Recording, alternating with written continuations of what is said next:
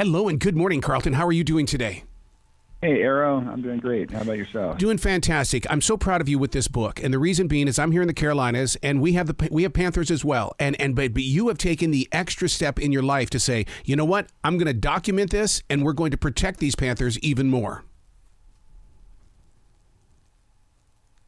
Thank you. Yeah, my goal is that you have female Panthers in the Carolinas and a breeding population once again, and that we can protect a wildlife corridor that keeps the Panthers in the Everglades connected all the way up to the Appalachians.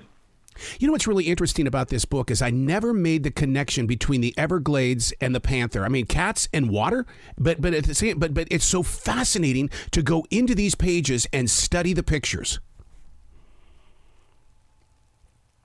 It's not something you think about. And it's not that they necessarily love water. It's that we as Americans who came in to the eastern United States had conflict with panthers, and we hunted them out of existence everywhere east of the Mississippi River other than the remote swamps of the southern tip of Florida. And it's because, in my opinion, it's because those swamps were so inhospitable that no people wanted to live there. Right. And that's why the Seminole and the Miccosukee people persevered as the only unconquered tribes in America.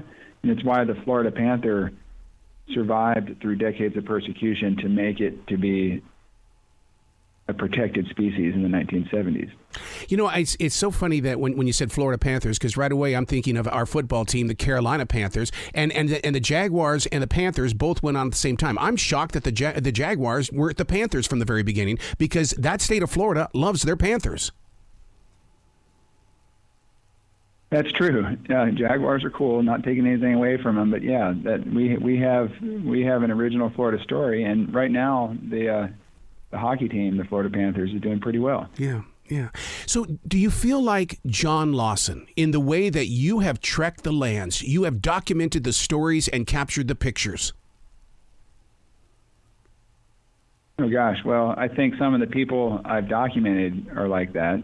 There's a man in the book, Kerry Lightsey, who's a multi-generational rancher who, is a gun-toting, conservative protector of the land, who also told me that the Panther is going to help us save Florida. And there are characters and heroes that I've encountered and helped to share their stories that I think really give a lot of hope for the idea that we're all in this together. And in many ways, the Florida rancher and the Florida Panther are both endangered species in the face of ever-present development that is pressuring the land that they both need for their long-term survival.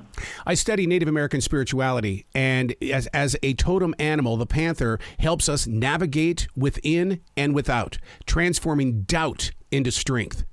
It's so true, because the panther really is a very powerful totem animal. That's so cool. I want to learn more about it from a broader perspective. I know that the native tribes here in Florida, the Miccosukee and the Seminoles, hold the panther very high in their culture. The Panther clan is the largest clan, and it's where the medicine men all live. And it embodies an idea of coexistence and sharing the land with the panther and seeing the panther as the guardian of places that I think has been lost on the Western mindset. And I'm hoping we can adapt more of that coexistence and that guardianship that the native groups hold. Isn't that part of the reason why you say that with the panther we sustain balance? Because without the panther, things aren't going to go right. Yeah, I think that's a good point. I mean, it's mainly that the panther is showing us what we need to do to save land for ourselves. If we do what we need to do for the panther, that's going to mean saving vast connected green space that sure benefits panthers and other wildlife, but it's where our water comes from. It's where our resilience comes from. It's where we get our food. It's what's going to give the next generations of humans a planet that's in balance. And we can look to the panther to show us how to do that. Now, the book itself, it also features other animals from Florida, which I found very fascinating because it was more than eye candy. I became the student, and then I became the conversationalist while going through your book. That's one of my favorite things about this process is learning how many different animals share the same trails as the panther. And it really makes the point. If you protect the path for the panther, you're saving the home for so many other species, hundreds of species, including the Florida black bear and otters and bobcats and alligators. One of the pictures in the book, there's an alligator walking through the swamp on a dry trail with a huge salamander hanging out of its mouth. And it's just the wildness and the beauty that's happening in these places, all in land that is protected by the biggest home range of the Florida panther. Do you feel like you were called to write this book in the way of saying, this book right here is for the present, but it's also for that reader that's going to find it in 10 to 15, 20 years?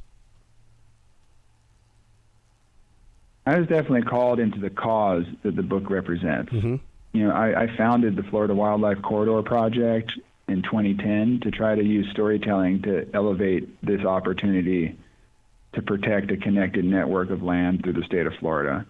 And that led me to cattle ranchers, to the story of the Florida black bear, and then ultimately to the story of the Florida panther, which I believe is the ultimate ambassador and emblem of saving these big wild places.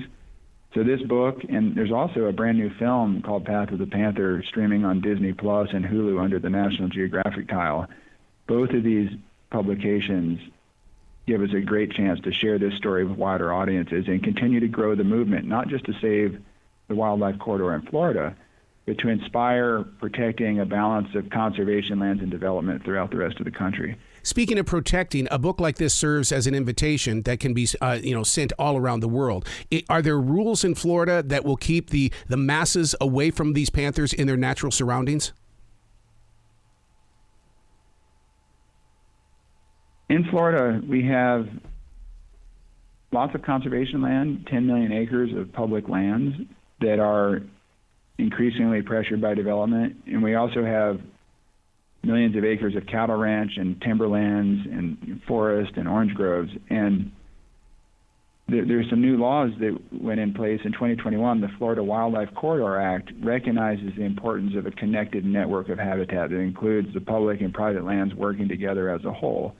And it's all voluntary and incentive-based, but the state leaders have invested nearly $2 billion in their budgeting across the past 3 legislative sessions to do new habitat protections, to pay for conservation easements, to give ranchers and farmers alternatives to development.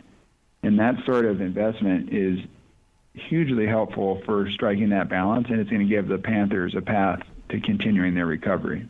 Wow, I'm just so proud of you. Where can someone go to find out more about you, Carlton, and find out about this whole entire project? Because they're hearing the conversation, now they want to learn more about the journey. Start with pathofthepanther.com. There's some great calls to action, links to the book and the film. If you want to connect with me on social media, it's just my name, @CarltonWard on Instagram, Twitter, and Facebook. But yeah, please help spread the word and share the story. My hope is that we're going to have a connected green space from the Everglades all the way up into the Appalachians and the Carolinas where this can all be reconnected once again. Oh, I love your view. Please come back to this show anytime in the future. The door is always going to be open for you.